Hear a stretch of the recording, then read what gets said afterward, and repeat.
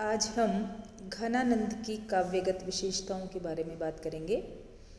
हिंदी साहित्य की मध्यकालीन स्वच्छंद काव्यधारा के प्रमुख रचनाकारों में सबसे अधिक साहित्य श्रुत घनानंद ही हैं। उनकी रचनाओं में प्रेम संवेदना की जो सहज, सरल व निश्चल अभिव्यक्ति है, कालांतर में वही भक्ति भावना की द्योतक बन गई। घनानंद की रचना अभिधा के वाच्य रूप में कम, लक्षणा के लक्ष्य और व्यंजना के व्यंग्य रूप में अधिक है। ये ब्रजभाषा प्रवीण महाकवि थे।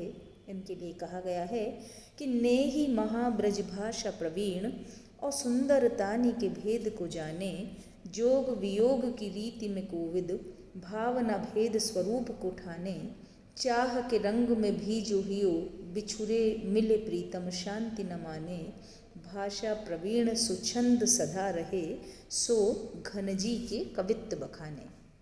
उनकी रचनाओं में प्रेम का अत्यंत गंभीर, निर्मल, आवेगमय और व्याकुल कर देने वाला उदात्त रूप व्यक्त हुआ है। इसीलिए घनानंद को साक्षात रसमूर्ति कहा गया है, प्रेम की पीर का कवि कहा गया है। घनानंद के काव्य में भाव की जैसी गहराई है, वैसी ही कला की बारीकी भी है। उनकी कविता में लाक्षणिकता, वक्रोक्ति और वाग विदग्धता के साथ अलंकारों का कुशल प्रयोग भी मिलता है। उनकी काव्य कला में सहजता के साथ वचन वक्रता का अद्भुत मेल है। घनानंद की भाषा परिष्कृत और साहित्यिक ब्रजभाषा है। उसमें कोमलता और मधुरता का चरम विकास दिखाई देता है। भाषा की व्यंजकता बढ़ाने में वे अत्यंत कुशल थे।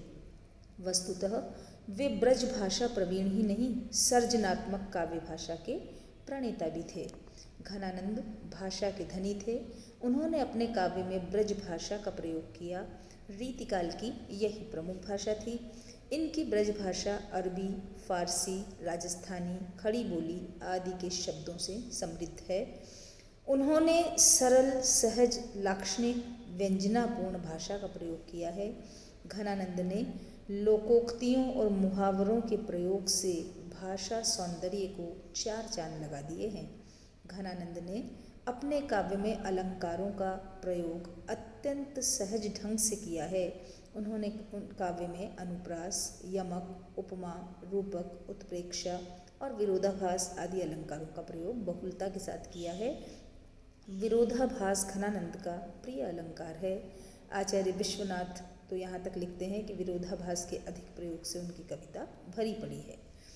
छंद विधान की दृष्टि से घनानंद ने कवित्व और सवैये ही अधिक लिखे हैं। वैसे उन्होंने दोहे और चौपाइयाँ भी लिखी हैं। रस की दृष्टि से घनानंद का काव्य मुख्यतः श्रृंगार रस प्रधान है। इसमें वियोग श्रृंगार की प्रधानता है। कहीं कहीं शांत रस का प्रयोग भी देखते बनता है। घनानंद को भाषा में चित्रात्मकता और वाग विदग्धता का गुण भी हमें घनानंद की भाषा में दिखाई देता है। घनानंद नायिका सुजान का वर्णन अत्यंत रुचिपूर्वक करते हैं। वे उस पर अपना सर्वस्व न्योछावर करते हुए कहते हैं, राव रे रूप की रीति अनूप, नयो नयो लागत ज्यों ज्यों निहारिये, त्यों इन आँखिन बानी अनोखी, अघानी कहूँ नहीं आनी तिहारिये। घनानंद प्रेम के मार्ग को अत्यंत सरल बताते हैं। इनमें कहीं भी वक्रता नहीं है। अति सूधो स्नेह को मारगु है, जहाँ नीकु सयानप बाँक नहीं। कवि अपनी प्रिया को अत्यधिक चतुराई दिखाने के लिए उलाहना भी देते हैं। तुम कौन ध्यो पाटी पड़े हो, लला मन लेहु पिदेहु छटाक नहीं। कवि अपनी प्रिया को प्रेम पत्र भी भिजवाते हैं, पर उस निष्ठुर ने उसे पढ़कर देखा तक नहीं। जान अजान लुटोक कियो, पर बाँची न देखियो। रूप सौंदर्य का वर्णन करने में कवि घनानंद का कोई सानी नहीं है। वह काली साड़ी में अपनी नायिका को देखकर उन्मत्त से हो जाते हैं। सांवरी साड़ी ने सुजान के गोरे शरीर को कितना कांतिमय बना दिया है। श्याम घटा लिपटी थिर बीज की, सोहे अमावस अंक उजारी। घनानंद के काव्य की एक प्रमुख विशेषता है कि भाव प्रवणता के अनुरूप अभिव्यक्ति की स्वाभाविक वक्रता। घनानंद का प्रेम लौकिक प्रेम की भावभूमि से ऊपर उठकर अलौकिक प्रेम की बुलंदियों को छूता हुआ नजर आता है। तब कवि की प्रिया सुजान ही पर ब्रह्म का रूप बन जाती है। ऐसी दशा में घनानंद प्रेम से ऊपर उठकर भक्त बन जाते हैं। नेहि सिर मोर तुम, एक तुम ही लो मेरी डोर, नहीं और ठोर काहि साकरे संहारिए। इस प्रकार घनानंद का काव्य रीति मुक्त काव्य धारा में शीर्षस्थ है।